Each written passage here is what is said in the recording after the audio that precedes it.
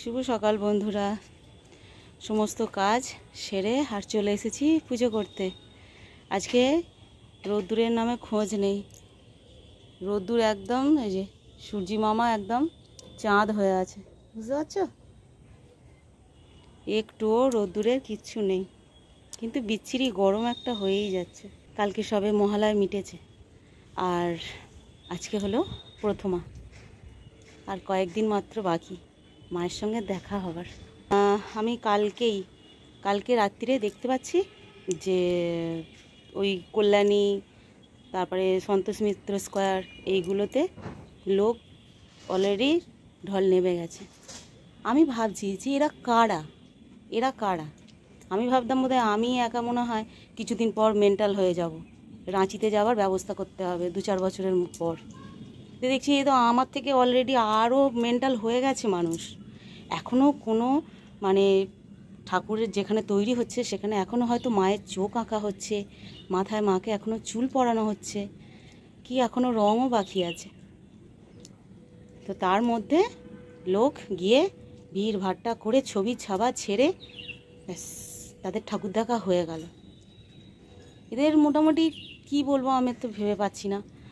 আরও 2-3 বছর পরে হয়তো মানুষ মহালয়া পর্যন্তও অপেক্ষা করবে না, বুঝতে পারলে? ওই মাস পড়লেই মনে হয় চলে যাবে, কি তারও আগে হয়তো বিশ্বকর্মা পুজো অফ করে দেবে, যে বিশ্বকর্মা পুজো আর পরে হবে, আমরা 15 দিন আগে ঠাকুর দেখে নিই। ঠাকুর দেখে এসে ঘুরে বেরিয়ে তারপর বিশ্বকর্মা পুজো করব। আর 2-4 বছরের মধ্যে এরকমও হয়ে যাবে, জানো।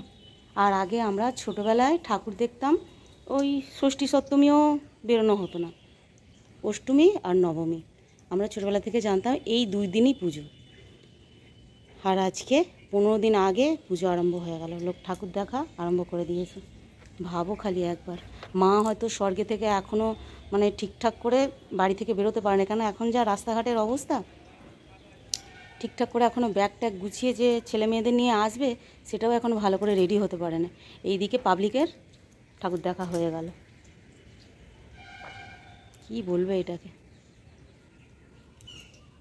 খুব একটা ভালো লক্ষণ নয় পৃথিবীর লোকের। আমরা একদম উচ্ছন্নে চলে যাচ্ছি আস্তে আস্তে। এই যে মাছ বাছতে গিয়ে কি মাছ এনেছে তোমাদের দেখাচ্ছি। তার উপরে এরকম লাউ শাক এনেছে, বলছে এরকম কচি কচি লাউ শাক দেখতে পেলাম টাটকা, তাই নিয়ে চলে এলাম। ভাবলাম না, আজকে আমি লাউ শাক করবোই না, রেখেই দিলাম। সেদিনকার ওই কলমি শাকটা নষ্ট হচ্ছে, ফ্রিজে রেখে দিয়েছি তো অর্ধেক পাতা হলুদ হয়ে গেছে, এবারে কালকে না খেলে ফেলে দিতে হবে। আর মাছ ভাজতে গিয়ে একদম সময়টা ওখানেই চলে গেল, অনেকক্ষণ টাইম লেগে গেল গো মাছটা ভাজতে গিয়ে। আর একটা কাতলা মাছ এনেছে জ্যান্ত, সেটাকেও কাটতে গিয়ে অনেকটা দেরি হয়ে গেল। এই যে কাতলা মাছটা নিয়ে এসেছে, সেটাও বাড়িতেই কাটতে হলো। আর সাথে এনেছে এরকম পুঁটি মাছ আনলে কত দেরি হয় বলো তো ভাজতে। আর এখানে এই জন্য ভাজা বসিয়ে দিয়েছি, জ্যান্ত মাছ যেহেতু তার জন্য একটুখানি এই যে পেঁপে, কাঁচকলা, আলু দিয়ে একটা ঝোল বানাবো। ঝোলটাও কি দিয়ে বানাবো জানো? এই যে সেই মাসি যে কুলে কাঁটা দিয়ে গেছিলো সেইখান থেকে বেছে এগুলো ফেলে দিলাম, আর ডগ মতোগুলো নিয়ে বাটলাম। আর এই যে কলমি শাক অর্ধেক ফেলা গেল, আর এগুলো বেছে ধুয়ে নিয়েছি। এটা আজকে ভেজে ফেলতেই হবে। আজকে কুলে কাঁটা দিয়ে মাছের ঝোলটা বানাবো। অনেক দিন সাদা ঝোল খাওয়া হয়নি এরকম কুলে কাঁটা দিয়ে, তাই ভাবলাম যে আজকে একটু বানিয়ে ফেলি। সমস্ত কিছু সবজিও ছিল, আর মাছটাও ঠিকঠাক নিয়ে এসেছে,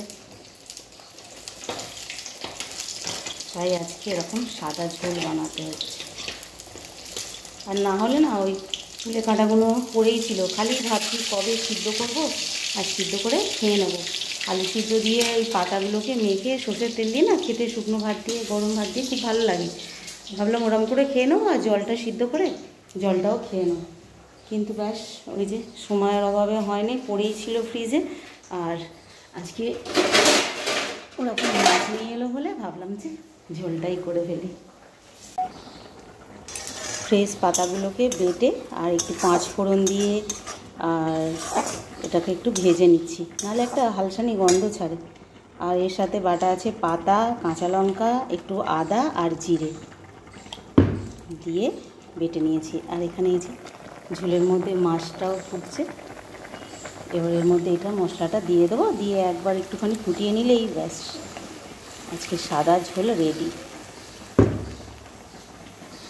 আজকেও সে মানে ছেলেটার শেষ পরীক্ষা ছিল, তো ও এই মাত্র বাড়ি ফিরলো। আমার রান্না এখনও হচ্ছে, দেখে বলছে মা তুমি এখনও রান্না করছো?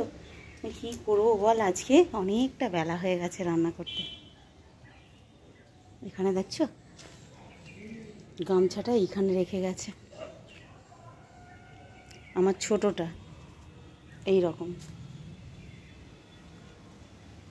তো রান্না প্রায় হয়েই গেছে, শাক ভাজাটা হলেই হয়ে যাবে। এটা হয়ে গেছে, আর এই যে এখানে পুঁটি মাছের ঝাল হয়ে গেছে সর্ষে বাটা দিয়ে, আর এই যে শাক ভাজাটা হলেই হয়ে যাবে। ছেলেও স্নান করতে ঢুকেছে। ও পরীক্ষা হলো না যেন ওর সঙ্গে যুদ্ধ হলো একটা, জানো। পরীক্ষা আরম্ভ হওয়ার আগে যখন জানতে পেরেছে যে পরীক্ষা, বলছে মা মহালয়ার পর পর্যন্ত আমাদের পরীক্ষা হবে। বলছি এই রে, এত দিন ধরে পরীক্ষা হবে? এই কটা পরীক্ষা প্রায় 15 দিনের উপর চালিয়ে দিল। তো যাকে আজকে থেকে একটুখানি ও শান্তিভাবে বা বাইরে বেরোতে পারবে ভালো করে। কী যে গেল কদিন ধরে, যেন সেই এবারে বাঁধা গরু ছাড়া পেল। বন্ধুদের সঙ্গে এখনই প্ল্যান করছে যে কোথায় কোথায় ঠাকুর দেখতে যাবে। আনছি এই যা রাস্তাঘাটের অবস্থা বাবা, এবছরটা আর এরকমভাবে ঠাকুর দেখতে যাস না। খুব রাস্তাঘাট খারাপ গো, রাস্তাঘাট খুব খারাপ। আর আমাদের এখানে তো এই মাকড়দাহ যেতে যে রাস্তাটা পড়ে, ওই রাস্তাটা দিয়ে যাওয়া মানে ওই গাড়ি দিয়েই থেকে যেতে হবে, সে বাস হোক আর মোটর সাইকেল হোক।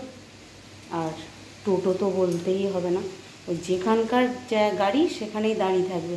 আর জ্যামে এমনভাবে পড়বে, না এগোতে পারবে না পিছোতে পারবে। এবছর ঠাকুর দেখা একদম খুব মুশকিল হয়ে যাবে। ওই 4 ঘন্টা বেরিয়ে 2খানা কি 3খানা ঠাকুর দেখে বাড়ি চলে আসতে হবে, এই হবে। রাস্তা দেখে এখনই মানুষ যে কেনাকাটা করতে বেরোচ্ছে সেটাই পারছে না, এমন অবস্থা খারাপ জানো। আর ঠাকুর দেখবে কি করে? চল, রান্নাবান্না হয়ে গেছে, এবার ওরা স্নান করে বেরোলেই খাওয়া দাওয়া হয়ে যাবে। আজকেও বেরিয়েছি একটু কেনাকাটা করতে, আমাকে দাঁড় করিয়ে ছেলেরা কোথায় গেল কি জানি। আর যা ভিড় আজকে রাস্তা।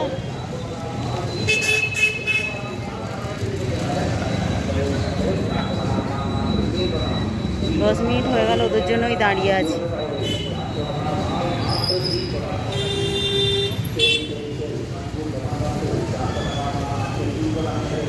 ওই আসছে বাবুরা।